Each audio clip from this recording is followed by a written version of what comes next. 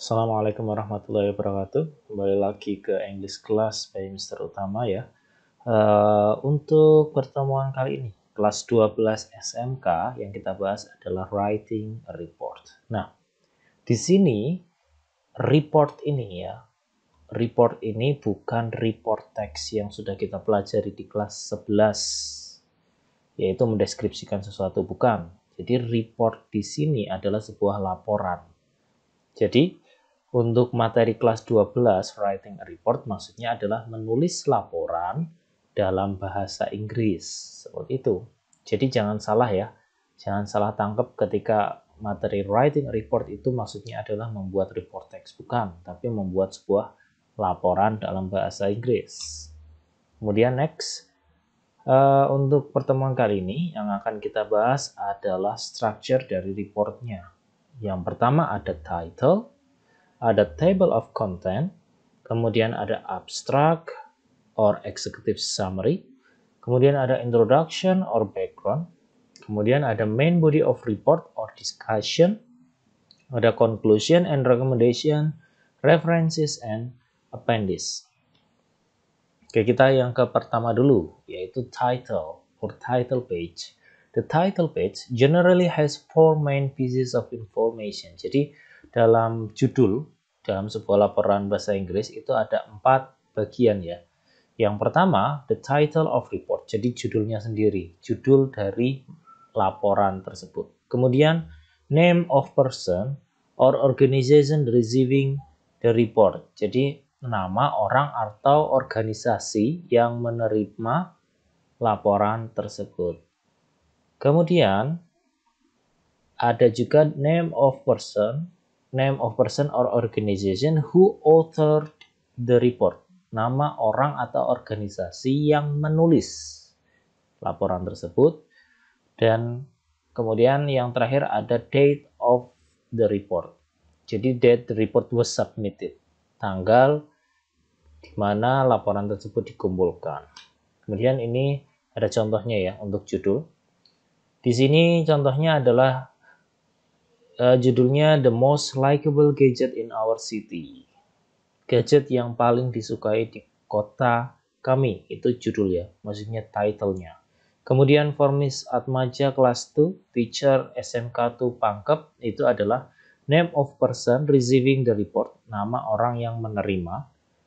Lalu by Rini and Fanny, kelas 2 SMK 2 Pangkep, itu adalah name of the author.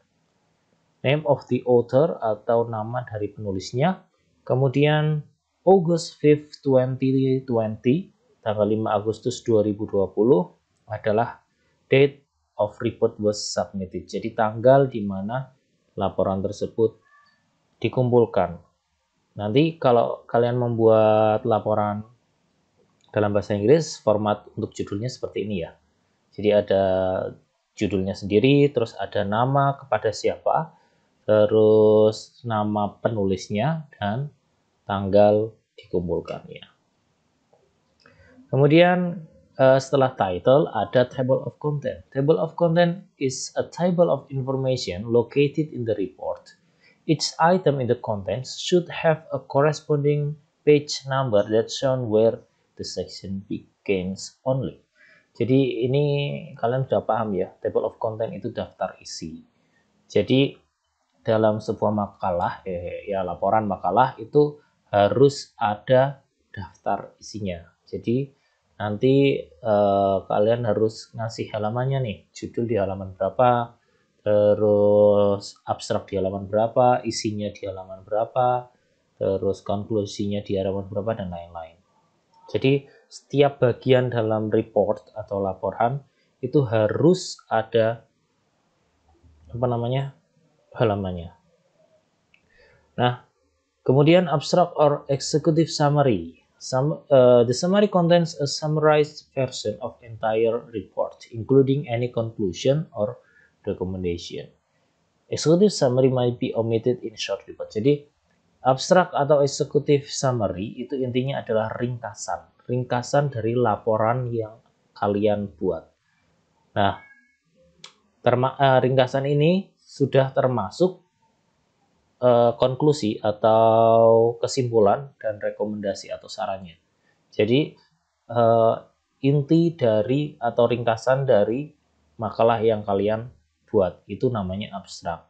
Nah, untuk executive summary atau abstrak ini bisa dihilangkan in a short report ketika laporannya itu pendek ya, cuma mungkin 1 atau 2 halaman, itu kalian boleh ngilangin nih abstraknya.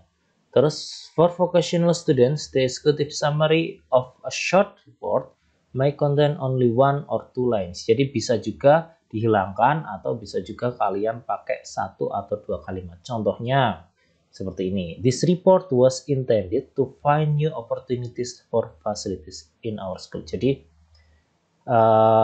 apa namanya? Abstraknya hanya berupa tujuannya. This report, laporan ini, was intended to find new opportunities for facilities in our school.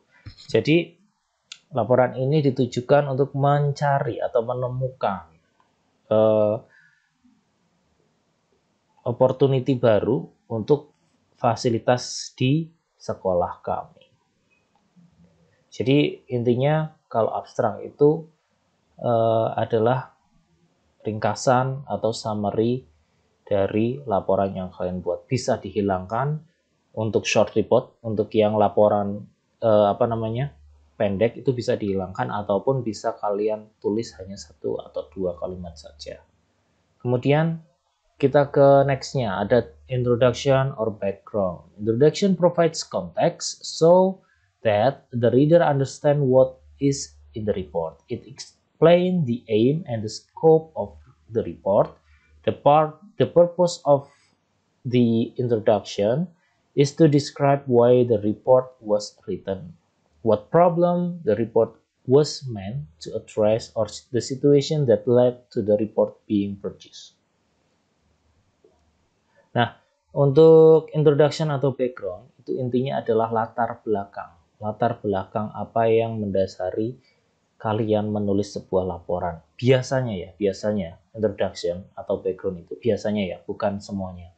Jadi biasanya itu berupa sebuah masalah atau kesalahpahaman terhadap sesuatu. Jadi ada masalah A. Nah, karena muncul masalah A ini, kamu berniat nih membuat laporan yang nanti pasti ada solusi bagi masalah A tersebut. Itu. Jadi background isinya adalah sebuah masalah apa atau situasi apa yang melatar belakangi kamu menulis sebuah laporan. Terus di sini kalau di background itu ada scope juga ya. Di sini ada purpose, ada scope juga. Purpose itu tujuannya ya. Tujuannya untuk apa? Terus kalau scope-nya atau limitation, pembatasan ya. Jadi adanya scope atau limitation ini digunakan untuk membatasi pembahasan yang ada di dalam laporan tersebut. Jadi biar nggak terlalu lari jauh ya, nggak terlalu out of the topic. Ini contohnya, this report aims to determine what additional entertainment options can be introduced for young people in Grobogan. Currently, high school students have few opportunities to meet their friends and practice English. The method of research used is extensive interviewing with local businessmen, community leaders, parents, students, and teachers. Jadi contohnya ini backgroundnya ya. Di sini contohnya adalah yang pertama kamu tulis tujuannya nih. Di sini tujuannya adalah this report aims to determine what additional entertainment option can be introduced for young people in Grobogan. Jadi tujuannya adalah untuk menentukan entertainment atau opsi hiburan apa yang bisa diperkenalkan untuk kaula muda di Grobogan. Terus masalah yang melatar belakanginya adalah currently high school students have few opportunities to meet their friends and practice English. Jadi siswa-siswa SMA atau SMK itu punya kesempatan sedikit untuk bertemu dengan teman-teman mereka dan mempraktekkan bahasa Inggris. Terus di sini juga disebutkan metode metode penelitiannya, metode research-nya yaitu menggunakan interviewing, jadi menggunakan wawancara dengan lokal businessman, dengan pengusaha lokal, komunitas, para pemimpin atau tetua, orang tua, siswa, dan guru. Kemudian struktur yang selanjutnya adalah main body of report atau discussion. Nah, di sini itu isinya adalah inti dari laporan tersebut. Jadi tadi kan background nih, latar belakang. Nah, di sini kamu di main body of report atau discussion kamu flurkan, kamu sampaikan pemikiran-pemikiran kamu, terus solusi-solusi yang bisa kamu dapatkan atau bisa kamu berikan untuk mengatasi masalah tersebut. Nah, biasanya untuk di discussion ini kalian bisa menggunakan kutipan-kutipan dari orang lain ya. Biasanya buku atau jurnal lain yang memperkuat pendapat kalian. Nah, di sini the major part of the report is called the body. Jadi ini the major part. Jadi yang paling banyak isinya adalah the body ini. It contains information about problem that the report focus on. The fact and the details are explained in organized paragraph. It is common to use headings in the main body. Jadi intinya tadi ya, masalahnya, terus solusinya apa, fakta dan detailsnya seperti apa kalian sampaikan di bagian main body of report. Jadi terus untuk yang discussion ini itu common to use headings in main body. Jadi biasanya umumnya itu menggunakan part-part. Jadi kalian bikin subjudul untuk setiap masalahnya atau setiap section yang kalian sampaikan. Kemudian yang selanjutnya ada conclusion and recommendation. Conclusion are the logical outcomes of the information presented in the report, and recommendations are often included indirectly follows the conclusion. Jadi conclusion itu adalah kesimpulan apa yang bisa kalian tarik dari ini ya, biasanya dari sini, dari main body of report. Jadi sudah kalian sampaikan semuanya, terus sudah kalian sampaikan juga solusinya dari problem tersebut, maka kalian simpulkan baiknya seperti apa. Terus setelah kalian simpulkan, kalian beri rekomendasi atau saran kepada orang yang baca atau kepada orang yang ditujukan tadi ya, laporannya. Jadi rekomendasi itu saran ya. Saran itu harusnya itu dia setelah kesimpulan. Jadi kesimpulan dulu baru kalian buat sarannya. Contohnya di sini, in conclusion, our extensive research has determined that Rantepao Town is too small to support a new amusement arcade and cinema complex. However, building a new football field and sports center is a smart option. The writers recommend that high school students start fundraising activities soon to raise money to build the sports center and football field. Jadi kesimpulannya di sini ya, kalau di contohnya ini kesimpulannya adalah di kota ini ya, namanya Rantepao, itu terlalu kecil untuk dibangun sebuah pusat hiburan atau sinema kompleks juga, atau sinema kompleks itu bioskop dan lain-lain ya. Itu terlalu kecil kotanya. However, namun dengan membangun sebuah lapangan sepak bola atau sports center itu adalah opsi yang paling bagus, yang paling bagus, yang paling cerdas untuk dilaksanakan. Terus di sini dilanjutkan dengan rekomendasi dari penulisnya. The writers recommend that high school students. Jadi si penulis ini menyarankan bahwa siswa SMA atau SMK itu mulai untuk fundraising. Fundraising itu iuran ya, fundraising. Jadi memulai fundraising activity soon. Jadi segera iuran untuk membuat atau membangun sport center dan football field.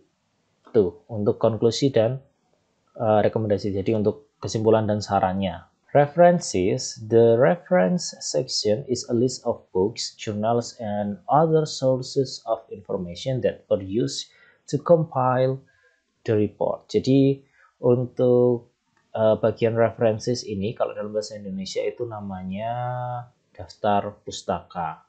Isinya adalah daftar buku, jurnal, atau informasi, sumber informasi apa yang digunakan untuk membuat sebuah makalah. Kemudian yang terakhir adalah appendix. Appendix include all supplementary material related to this report. Jadi intinya adalah untuk appendix itu attachment, ya. Jadi file-file tambahan untuk mensupport laporan tersebut biasanya bisa berupa di sini. Kalau di sini contohnya adalah test result, hasil tesnya, hasil interviewnya, atau large photos or maps, atau questionnaires, pertanyaan-pertanyaannya yang digunakan untuk